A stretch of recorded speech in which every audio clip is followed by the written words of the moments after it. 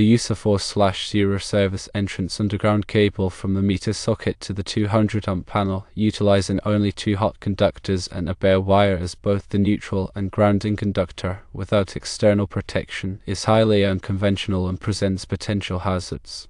Several issues arise, primarily concerning adherence to the National Electrical Code, known as the NEC, and safety standards. Article 338 of the NEC addresses service entrance cable and specifies requirements for its use. Service entrance underground cables necessitate overcurrent protection at the point where they enter a building or structure. The absence of such protection constitutes a clear violation, increasing the risk of damage to the cable and potential fire hazards due to overloads or short circuits. Article 250 of the NEC focuses on grounding and bonding.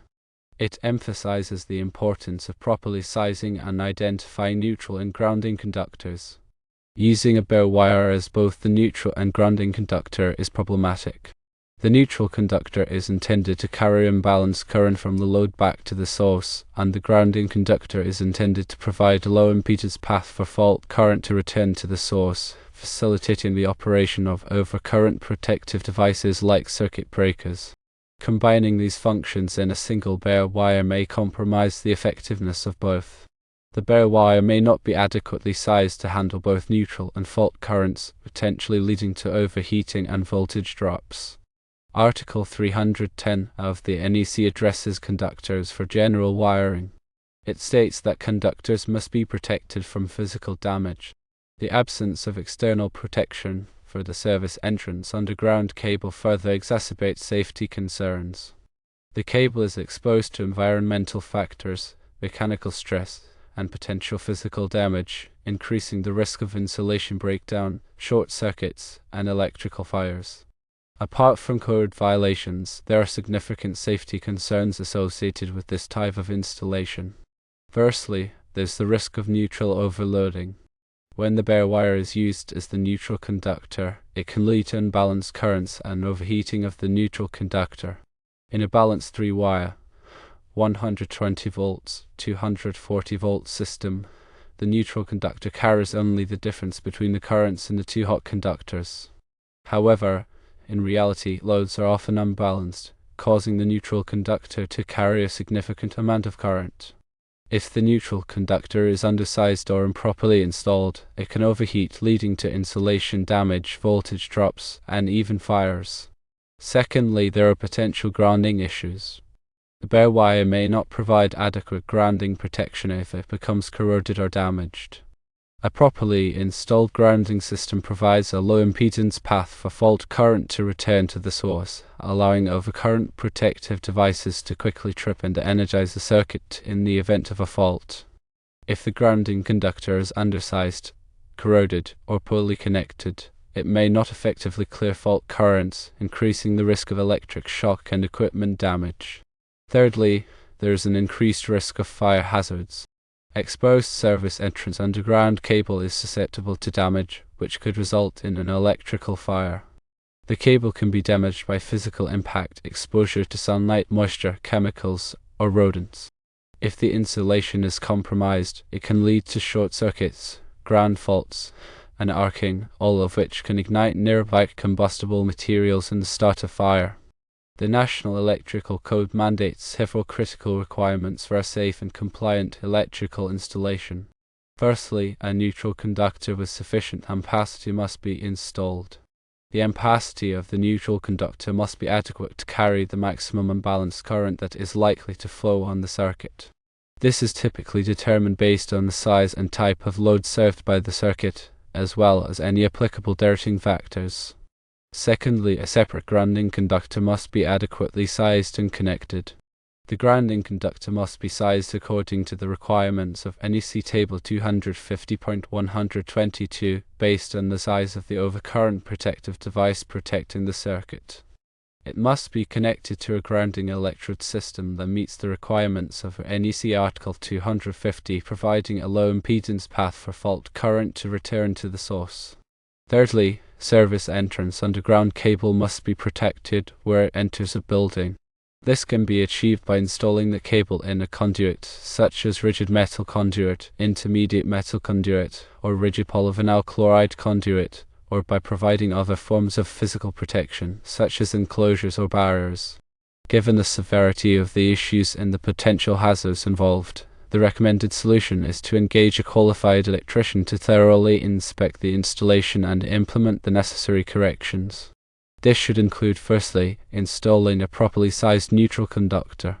The electrician should determine the appropriate size of the neutral conductor based on the expected load and the requirements of the NEC.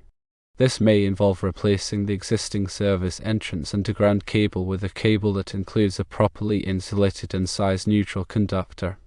Secondly, installing a separate grounding conductor. The electrician should install a separate grounding conductor that is properly sized and connected to the grounding electrode system. This may involve installing a new grounding electrode, such as a ground rod or ground plate, and connecting it to the panel using a grounding electrode conductor of the appropriate size. Thirdly, protecting the service entrance underground cable with a conduit or other approved method. The electrician should install the service entrance underground cable in a conduit or provide other forms of physical protection to prevent damage to the cable and reduce the risk of electrical hazards. In summary, the described installation is not recommended and poses significant safety hazards. Adhering to the NEC requirements is paramount to ensure the safety and reliability of the electrical system. A qualified electrician should be consulted to rectify the issues and ensure compliance with the electrical code. It's imperative to rectify this situation promptly. Electrical safety should never be compromised. The potential risks associated with an improperly installed electrical system far outweigh the cost of hiring a qualified electrician to correct the deficiencies. Remember that electricity can be dangerous, and it's always best to err on the side of caution.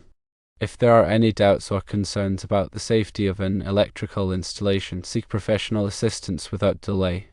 A properly installed and maintained electrical system is essential for the safety and well-being of the occupants of the home. This means ensuring that all wiring, devices, and equipment are installed in accordance with the NEC and other applicable standards, and that the system is regularly inspected and maintained to identify and correct any potential problems before they can lead to accidents or injuries. The electrician should also verify the proper grounding and bonding of the electrical system. Grounding and bonding are essential for preventing electrical shock and fire hazards. The grounding system provides a low impedance path for fault current to return to the source, allowing overcurrent protective devices to quickly trip and energize the circuit in the event of a fault. Bonding ensures that all metal parts of the electrical system are electrically connected, preventing voltage differences that could create a shock hazard. In addition to correcting the specific issues identified with service entrance underground cable installation, the electrician should also perform a general inspection of the entire electrical system to identify any other potential problems or code violations. This may include checking the condition of wiring, devices, and equipment, verifying the proper operation of overcurrent protective devices, and ensuring that all electrical connections are tight and secure. It's also important to ensure that all electrical work is performed by a licensed and insured electrician. This provides assurance that the electrician has the necessary training and experience to perform the work safely and correctly, and that the homeowner is protected in the event of any accidents or damages. Finally, it's recommended to keep records of all electrical work performed in the home, including copies of permits, inspection reports, and invoices. This documentation can be helpful for future reference and can also be required when selling the home. In addition to the previously mentioned points, the electrician should also assess the overall load on the 200 amp panel. A 200 amp service is generally sufficient for a 4,500 square foot home, but it is crucial to verify that the actual load does not exceed the panel's capacity.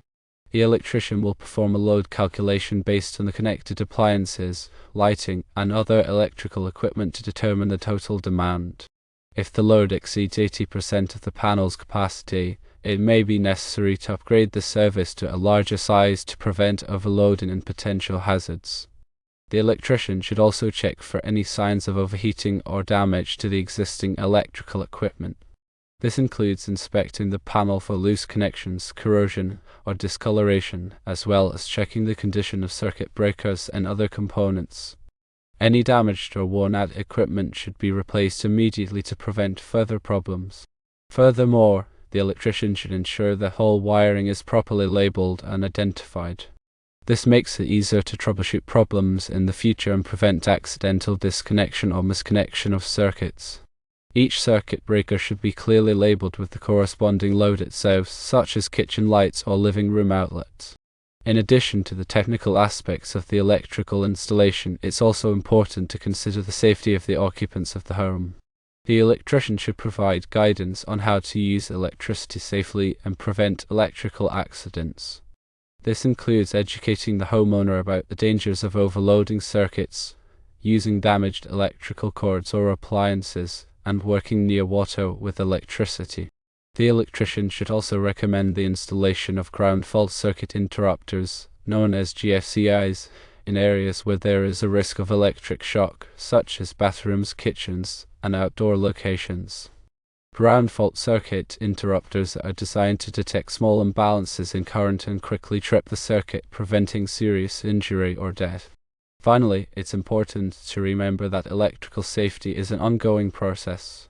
The electrical system should be regularly inspected and maintained to identify and correct any potential problems before they can lead to accidents or injuries. The homeowner should also be aware of the signs of electrical problems, such as flickering lights, sparking outlets, or a burning smell, and should contact a qualified electrician immediately if any of these signs are present. Remember that electricity is a powerful and potentially dangerous force. By taking the necessary precautions and seeking professional assistance when needed, it's possible to ensure the safety and reliability of the electrical system and protect the occupants of the home from electrical hazards. The electrician should also verify that the height of the meter socket is compliant with local regulations and utility requirements. The meter socket should be installed to height that is accessible for meter reading and maintenance, typically between 4 feet and 6 feet above ground level. If the meter socket is too high or too low, it may need to be relocated to comply with the applicable standards. The electrician should also ensure that the meter socket is properly grounded and bonded.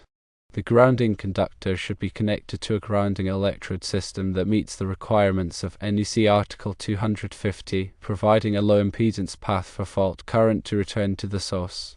The bonding conductor should be connected to all metal parts of the meter socket, preventing voltage differences that could create a shock hazard. In addition to the grounding and bonding requirements, the electrician should also verify that the meter socket is properly sealed to prevent moisture from entering the enclosure. Moisture can cause corrosion and damage to the electrical components, leading to malfunctions and safety hazards. The meter socket should be sealed with a waterproof sealant or gasket to prevent moisture intrusion. The electrician should also inspect the service entrance conductors for any signs of damage or deterioration. The service entrance conductors are the wires that connect the meter socket to the main service panel inside the building. These conductors are exposed to the elements and can be damaged by sunlight, moisture, or physical impact. If the service entrance conductors are damaged, they should be replaced immediately to prevent electrical hazards. The electrician should also ensure that the service entrance conductors are properly sized for the load they are serving.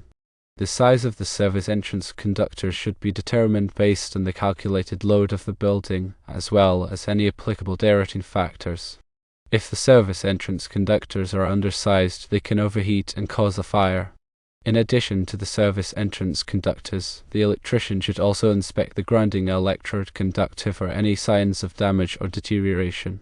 The grounding electrode conductor is the wire that connects the grounding electrode to the main service panel. This conductor is critical for providing a low impedance path for fault current to return to the source. If the grounding electrode conductor is damaged, it should be replaced immediately to ensure the effectiveness of the grounding system. The electrician should also verify that the grounding electrode is properly installed and in good condition. The grounding electrode should be buried in the ground at a depth that meets the requirements of NEC Article 250. The electrician should also check the grounding electrode for any signs of corrosion or damage. If the grounding electrode is damaged, it should be replaced to ensure the effectiveness of the grounding system. The electrician should also ensure that all electrical boxes are properly installed and supported.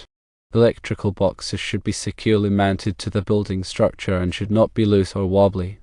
The electrician should also ensure that all electrical boxes are properly sized for the number of conductors and devices they contain. Overcrowded electrical boxes can create a fire hazard. In addition to the electrical boxes, the electrician should also inspect all wiring connections for any signs of looseness or corrosion.